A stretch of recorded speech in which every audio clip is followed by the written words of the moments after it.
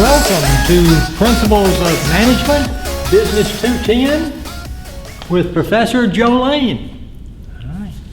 We're getting ready to get into Chapter 2. You know, I was thinking, I was looking back over Chapter 1. That's kind of when we got started, because you remember it was pretty broad. We talked about a lot of different things. Of course, we did that definition of management, which is a really big deal. We talked about when you're doing management, you've got to pursue your organizational goals efficiently and effectively. Efficiently has to do with the means. You're doing it efficiently. Effectively has to do with the end. You get the results that you want to get. And we talked about we need to be familiar with that. We needed to know the definition of management. We talked about other things, the different levels of management. Top managers, set the broad goals and everything for companies. Middle managers, if you stop and think about it, they are managed by other managers, and they manage managers. If you're a middle level manager, the people above you are managers that are managing you, and you're managing supervisory or first line managers.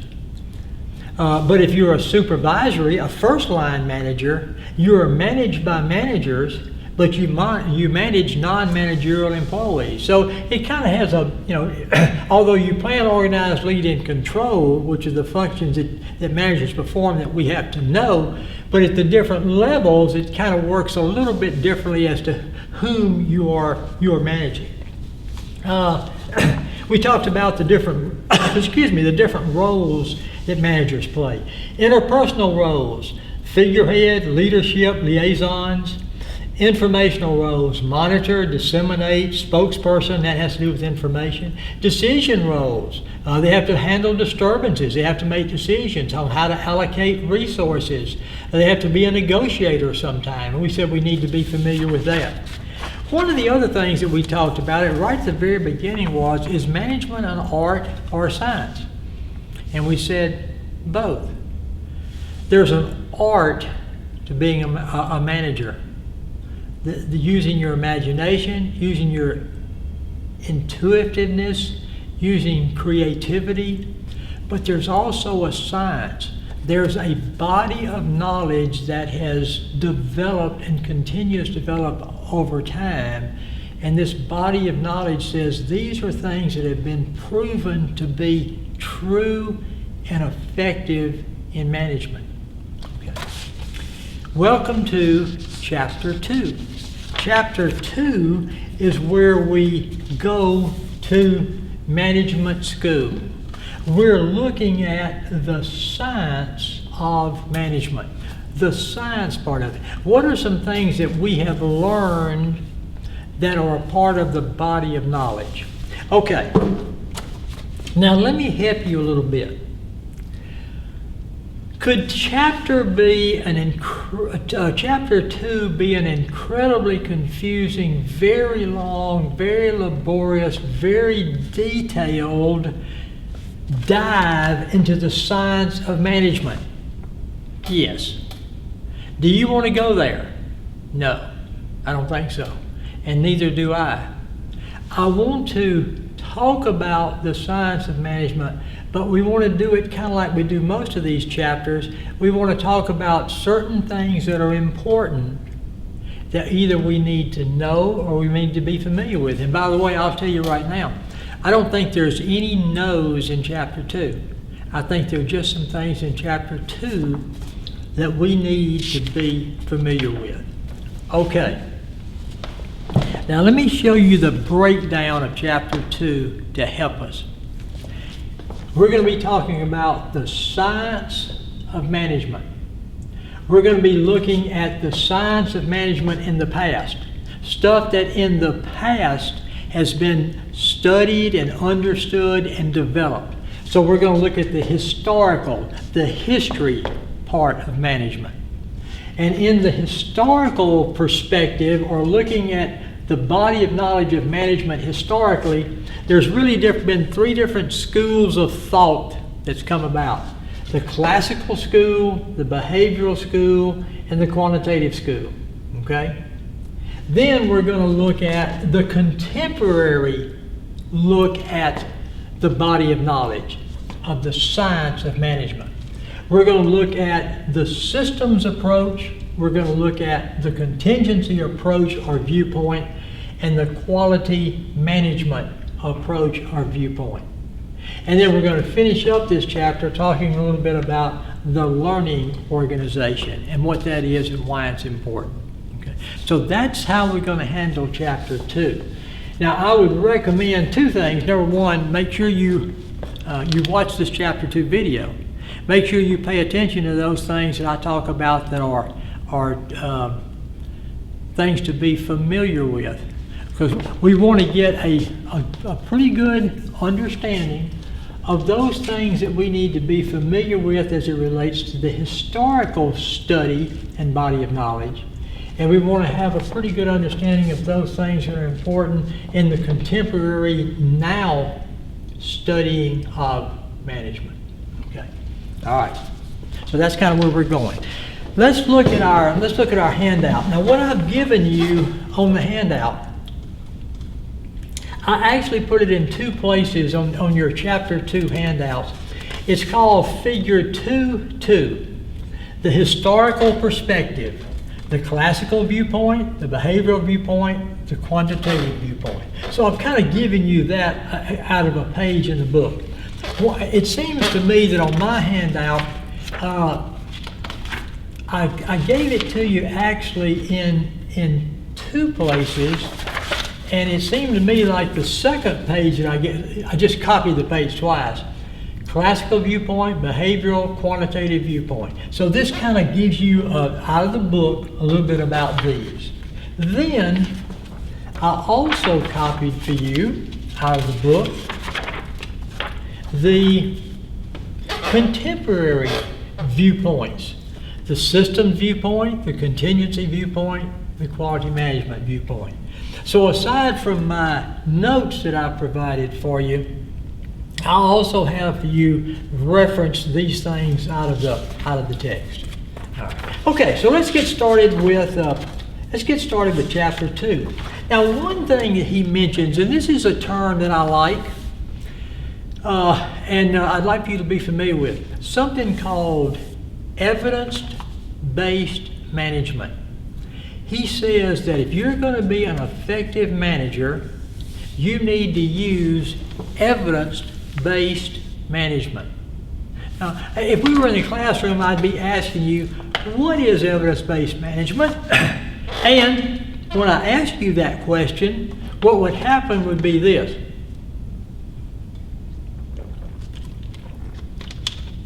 Silence. Nobody would probably want to jump in there, and then we would break it down. Well, what is evidence in a court of law? You know, and then we'd go that way. But I since I'm in here by myself, except for my makeup artist and my production crew and everything, let's just jump into this. Evidence-based management, translating principles based on best evidence, finding things that work, finding the science of management, those things that have been tried and proven to be true, and utilizing those in your management practices. Translating principles based on best evidence, things that work, that are a part of the science, into organizational practice. Bringing rationality to decision making. You can make good decisions as managers, and that's a big thing you have to do.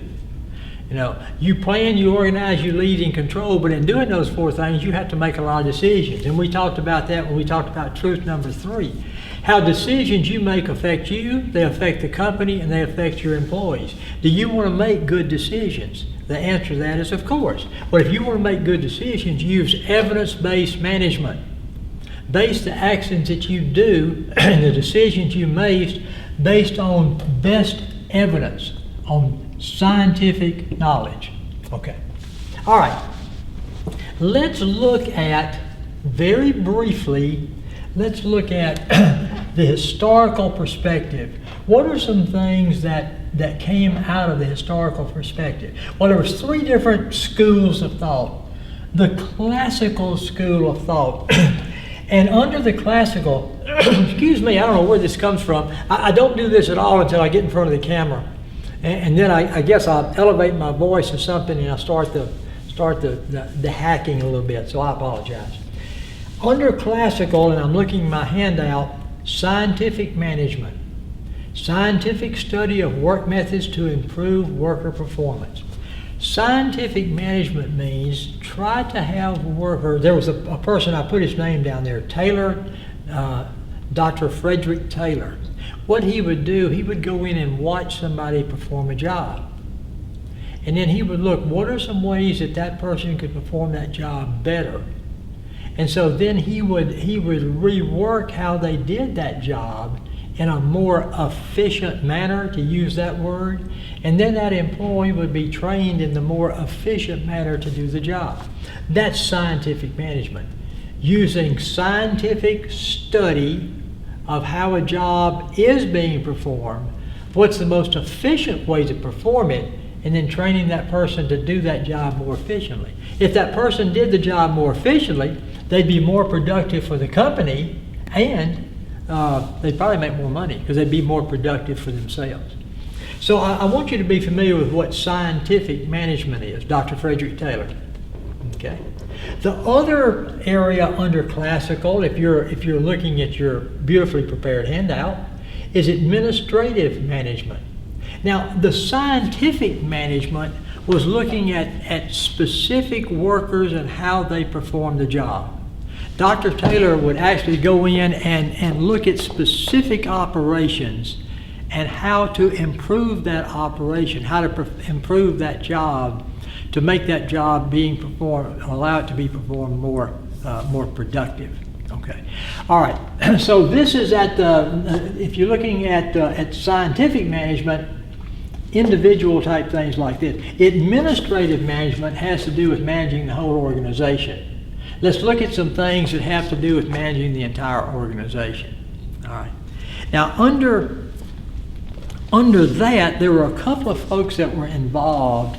There was a person, I'll put me an organizational chart. I'll throw it up here real quickly.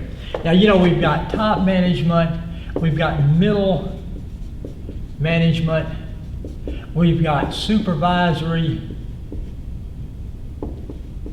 I'm a terrible speller, by the way. And then we have employees. Scientific management operated down here with the best way for employees to perform certain jobs, figure out the best way for them to do it, and then train them in that method. Administrative management had to do with things with the company as a whole. All right, I'll put a couple of people down here for you. You see H. Fayol, F-A-Y-O-L? That's Henry Fayol. What he did, he came up with some principles of organization and principles of management. He said, you know, things like managers should, employees should answer to one and to only one boss. He said things like there should be effective communications throughout the organization. He just came up with certain principles and functions of organization and of management that helps in the company as a whole.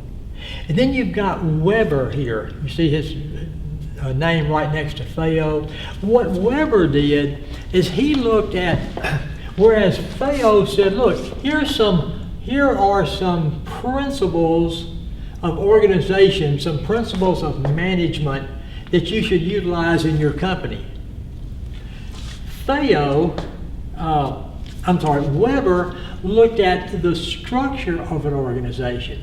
And he said the best structure of an organization, now remember this was back in the early 1900s, he said the best structure for an organization, early to mid, was what he called the bureaucracy. That's a company that has lots of different levels of management. You know, a lot of different levels of management within that organization. This would be like if you had here and you kept going and you had organizational structures all the way down and people, this would be what would be called a bureaucracy, a lot of levels of management. And each person in there would answer to the person above them, and the chain of command would go from top to bottom and that sort of thing.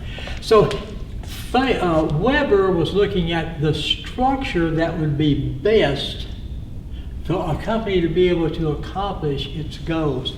By the way, organizational structures have changed from the time Weber was doing his to 2020, and later on we'll talk about kind of organizational structures in the present. Although the bureaucracy still is a good, lots of levels of management, is still a good structure in certain situations and with certain companies even today. So I just want you to be familiar with Henry Fayol. Fayol came up with certain principles and functions of organization and management for the company. And I want you to be familiar with Weber. He came up with the bureaucratic many levels of management organizational structure with a chain of command from top to bottom. Now, a lot of people said the problem with the classical school, it was too mechanistic. I'd be familiar with that. Well, so what in the world does that mean? It means it left one little thing out. The workers. See what I'm saying? And look, we talked about, and these are important, we talked about how to best perform the job. Good. We talked about Fayol and certain principles of organization, principles of management. And we talked about Weber and the best organizational structure, the bureaucracy. But they weren't talking about people. And these behavioral scientists said, wait a minute, a lot to how effective a company is going to be has to do with the people. So if you look at the behavioral school, understand human behavior and motivating employees towards achievement. I'd like you to be familiar with that. Be familiar with what the behavioral school is, just what I said. Matter of fact, this is laid out pretty nicely for you on your handout. So far, evidence-based management, I want you to be familiar with what that is. Scientific management, be familiar with what that is. Scientific study of work methods. I want you to be familiar with administrative management, managing the whole organization. Fayol, his principles and functions. Weber and his creation of the bureaucracy as the best organizational structure. The problem with the classical school, too mechanistic. So these are the main things that I want you to get out so far in chapter 2. Okay, there's 3 folks that I want you to be familiar with when it comes to the behavioral school of historical management. Okay? 3 folks.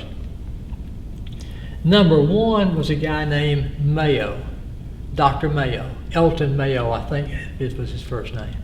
What Dr. Mayo did is he did some studies within an organization. And in doing those studies within an organization, he found that people that were being studied and people that were being allowed to be a part of decision making were more motivated and worked harder and better. And so that was called the Hawthorne effect. The Hawthorne effect. That people that are allowed to be a part are people that know they're being watched or studied, but not in a bad way.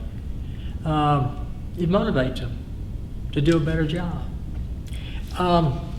If you have your handout by Hawthorne effect, I would put that what they realize, and I really should put this in here for you, that within any organization there's a social system. There are people that like to interact with each other and be a part of what's going on and like to feel special. So what came out of Mayo and his studies was the Hawthorne effect, which talks about within any organization there's a social system. I'd be familiar with that. Okay, then there's Maslow. If you've taken psychology or sociology, you've probably heard of Maslow. Maslow and his hierarchy of needs. Now, Maslow had, I could do this, but not in this chapter. Maslow had this hierarchy of needs. He says needs are what motivates us, and that's true. That's not the only way we're motivated, but needs certainly motivate us. He said you have your physiological basic needs. You have your need for safety and security, your social needs, your needs for esteem, and what he calls self-actualization. Now, you don't have to be familiar with that. I'd have put that on here if you did. But what Maslow brought to the science is this. People have needs. And when people have the opportunity to solve their needs at the workplace, it motivates them. So, what does that mean?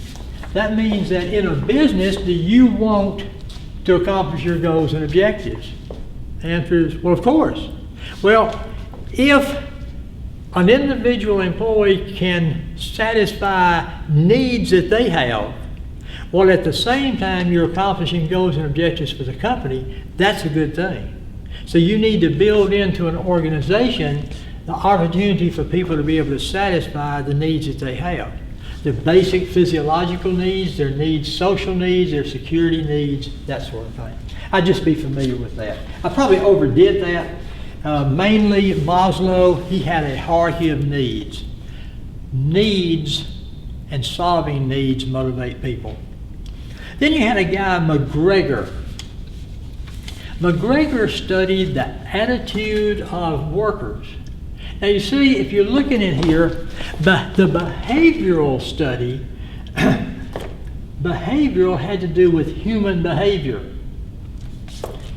Mayo found that within any organization you have a social system or social systems. Then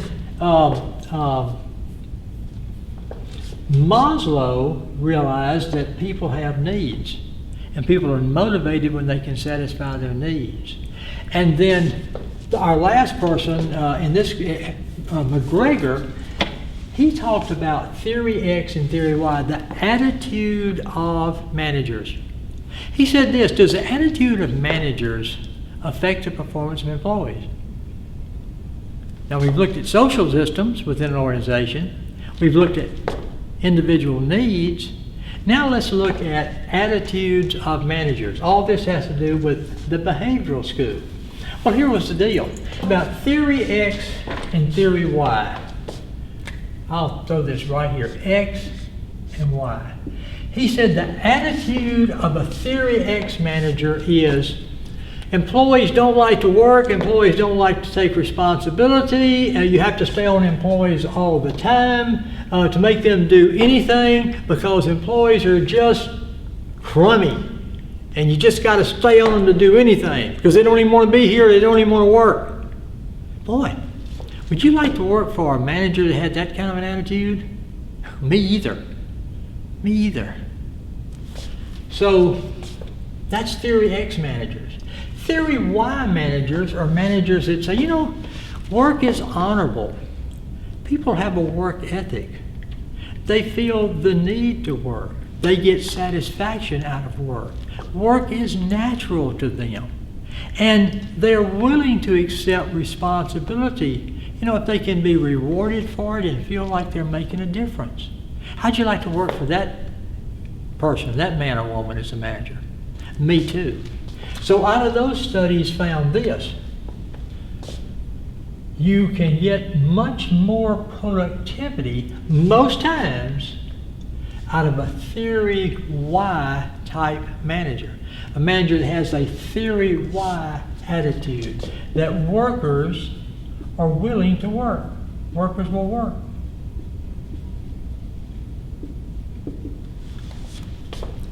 And I bet you're that way. I'm that way.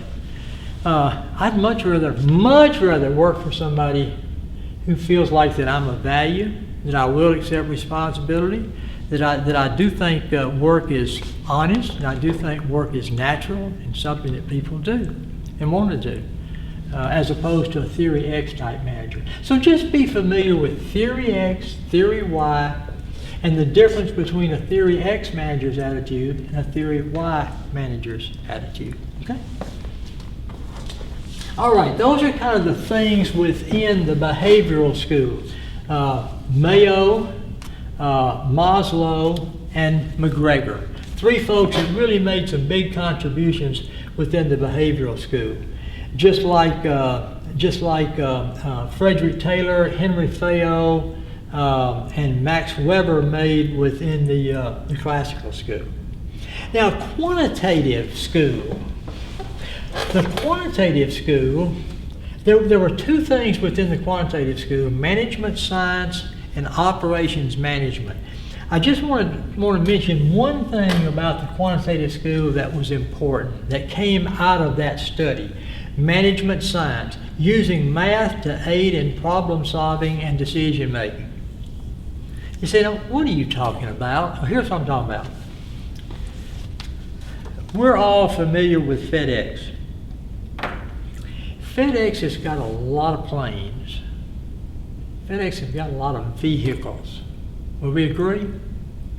Okay. Those planes, when the pilot gets on that plane for FedEx, does the pilot look at the co-pilot and say, hey, where do you want to go? Let's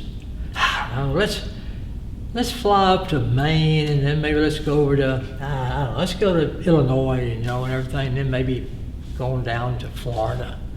Let's just fly around, see if we need to pick anything up. Is that how it works? Do these FedEx folks get in these vehicles and just kind of head out? No. That plane knows exactly when to take off, where it's going, how long, same thing with the vehicles. Now you know where I'm coming, and that was a silly example, but it's not a bad example. These folks, when these FedEx drivers are delivering, they have a delivery schedule. You go here, here, here, here, and here. There's a projected time for each one of those things. There's probably a GPS on the vehicle to make sure everything's okay. What they're using is they're using computers and technology and mathematical science to make sure that FedEx is as efficient as possible in the use of their resources. They got a ton of people, they got a ton of vehicles, they got a ton of airplanes. You got to use those things efficiently or it would never work. Okay, so that's the idea. That's the idea behind management science. Now, you're going to get confused on the test, so I'm going to help you. Scientific management under the classical school is the study of the best way to perform a job, scientifically study how to perform the job, and train the employee to do it. Management science is using mathematics, technology, that sort of thing, in problem solving and decision making. So I'd be familiar with what management science is. Okay, that's what I want you to be familiar with as it relates to the classical school. If we didn't talk about it, I wouldn't worry about it. Now let's talk about the contemporary school. There's really three different viewpoints. The systems viewpoint, the contingency viewpoint, and the quality management viewpoint. So let's look at that. Okay.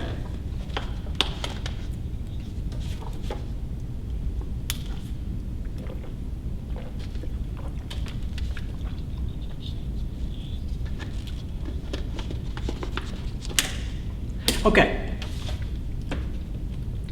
The systems viewpoint regards an organization as a system of interrelated parts. Okay. An automobile. Is an automobile a system of interrelated parts? Drive shaft, transmission, engine, electrical system. There's a group of the better you put those interrelated parts together in a vehicle, and the better they work together, the better that vehicle is going to be. So someone came up with the idea, what about businesses? What about management? Isn't a business really a group of interrelated parts. And the better you can put those parts together, the more efficient. Remember, efficient has to do with the means. When you put that in the definition, the more efficient that business is going to be. Regards an organization as a system of interrelated parts. There's a bunch of subsystems within the overall business. Now he talks about open and closed systems. An open system is a system that interacts with its environment. A closed system is a system that does not interact with its environment. Okay, so I can tell you within businesses and within management, you have open systems because they're continually interacting with all the different environments that are involved. All right? So what I think I'd like you to be familiar with the systems viewpoint is simply that it has to do with, it regards an organization as a group of interrelated parts, just like an automobile, and the more efficiently, and these interrelated parts, it's an open system. Businesses are open systems. They interact with all kinds of environments. And the better that you can put these interrelated parts together and keep them that way, the more efficient and effective your business is going to be. That's the system viewpoint. Looking at a business as a interrelated group of parts that have to work together. Production has to work with marketing. Marketing has to work with research and development. Research and development has to work with finance. Interrelated parts. It's an interesting thing, and it's a good way, contemporary way to study business and to study management. Okay, now another viewpoint, not just a systems viewpoint. Did we get some important stuff out of that? Yeah. The contingency viewpoint. The contingency viewpoint says, hey, look, managers, yeah, they should realize that you have interrelated parts within a business. And how those parts interrelate and how effective they interrelate has a lot to do with how good the business operates, accomplishes its goals, and that sort of thing. But really, the contingency approach says managers should really manage depending on the situation. The contingency manager's approach should vary according to the individual and environmental situation. So the situation should have a lot to do with how managers manage. How they manage is contingent on the individual and environmental situations. Yeah, that makes sense. That makes sense.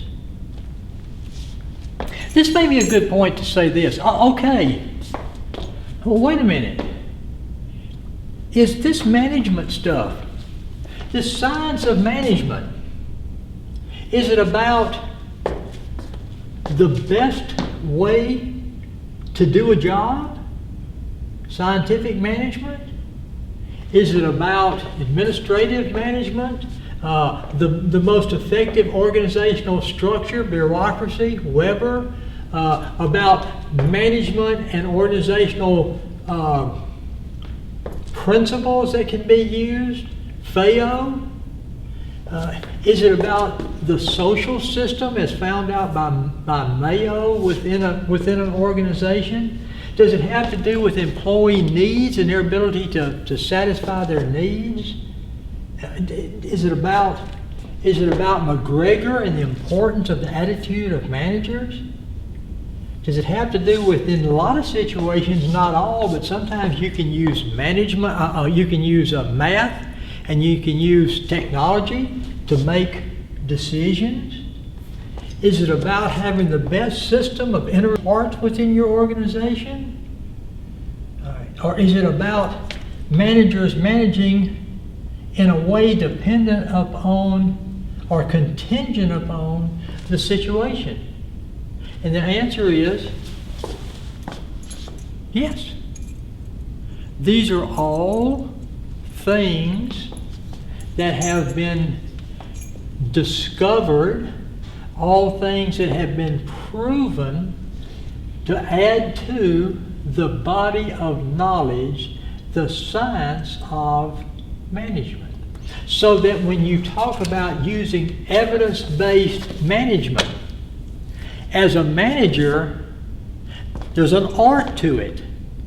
But as a manager, there's a science. And in these different schools of thought and these different viewpoints, what have come out of those are things that work. Things that have been tried and proven to be effective. And knowing those things adds to your body of knowledge to make you a better manager. Does that kind of make sense? That's kind of the idea. Okay, there's one more. The quality management. Now, quality management, what's that talking about? Quality. How does quality fit into this? See, somebody came up and said, how important is quality? Should quality be something that you put into your equation? And if you look at my handout, I'm only going to concentrate on one. Should you have quality control? Well, yeah. I mean, I'd hate for this shirt, when I bought it, for this sleeve to be 9 inches longer than this sleeve because this arm's not 9 inches longer than the other. So you have some quality control, minimizing errors. Quality assurance, trying to assure through workers that you have good quality. But you see this third one, TQM, Total Quality Management. An organization dedicated to the continuous improvement of its organization, the continued improvement of its processes, continued improvement of its employees, continued improvement of its methods and this sort of thing. TQM, Total Quality Management.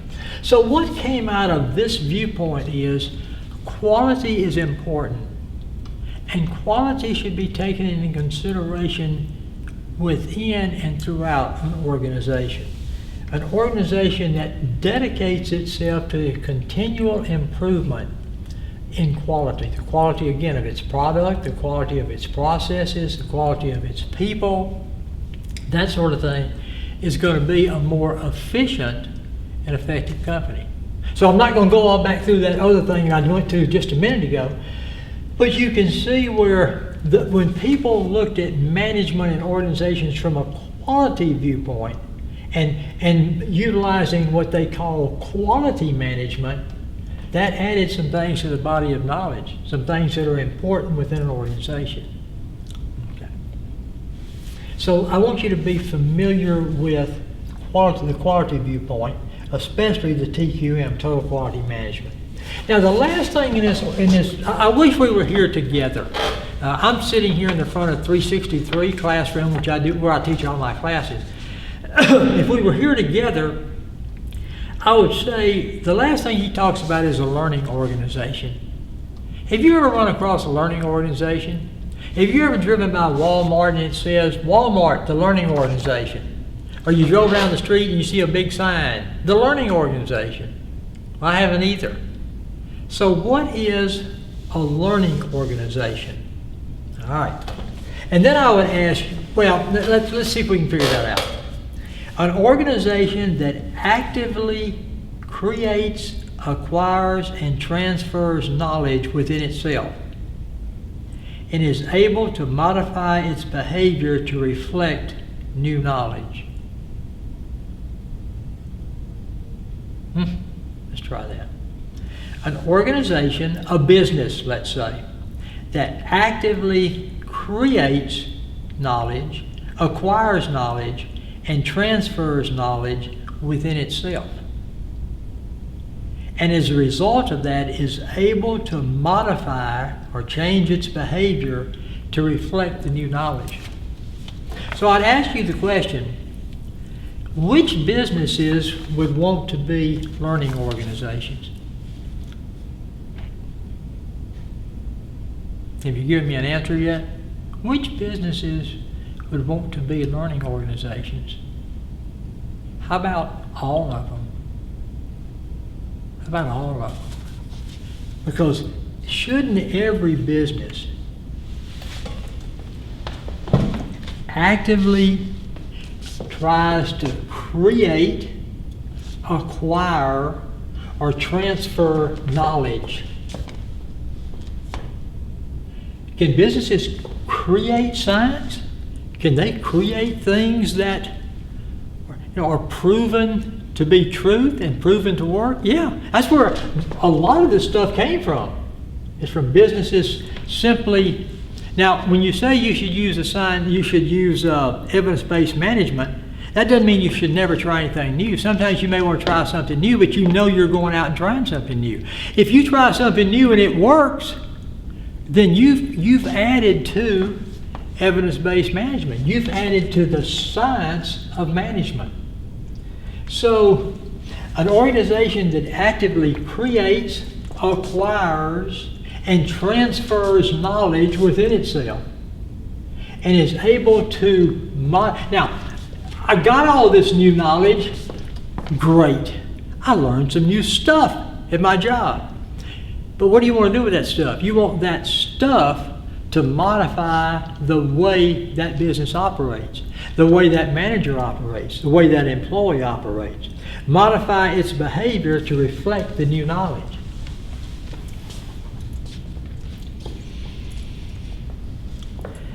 Let's go back to that doctor, that surgeon.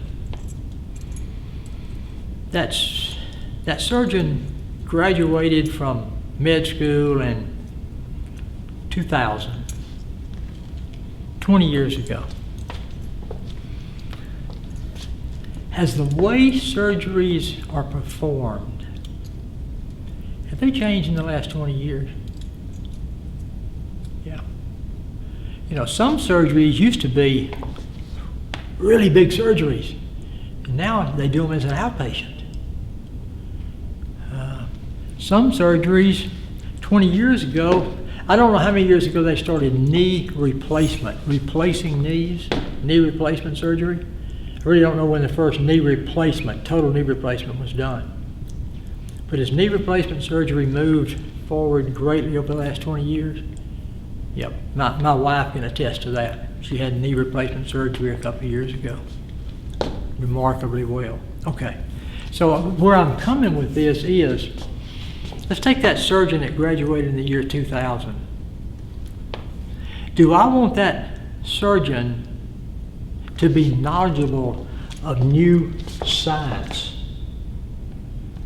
of new evidence-based stuff that says, here's new stuff as it relates to this surgery that I performed? The answer to that is, yep. So, doctor, you're using all that new stuff. No, I'm not using any of it. I'm doing the surgery just the way I did them in the year 2000. But I know about all this new stuff, but I don't feel with it. That's not what I want. If it's going to be me that surgeon's going to be surging on, cutting on, I want them to not only to create, acquire, and transfer knowledge, but I want them to modify their behavior to reflect the new knowledge. I want them to use the new methods, the tried and true better methods. Does that make sense? Okay, so that's chapter 2. This is a pretty deep chapter. So what we tried to do is go through here and talk about those things that are most important in this chapter. And everything in this chapter, I do want you to be familiar with what a learning organization is.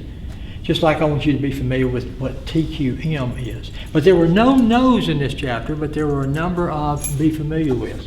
So that takes care of chapter 2. I'm going to cheat and look ahead. Chapter 3,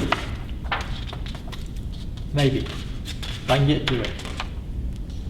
Oh, talking about the changing environments and ethics. Chapter 3 is a really interesting chapter. I'm going to take a little break here. Now, you may be taking a big break between chapter 2 and chapter 3, but I'm going to take a little break here while I'm set up in the office.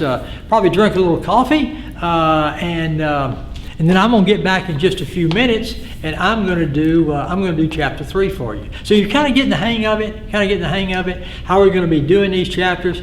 Gosh, you've got the study notes, you've got the syllabus, the contract document that tells you what's going to be done when.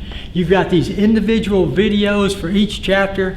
You're going to do a really, really great job in this class. Okay, end of chapter 2. Loud noise from our executive producer, Ryan Pierce. And I'll be back in just a few minutes to do chapter 3. Thank you.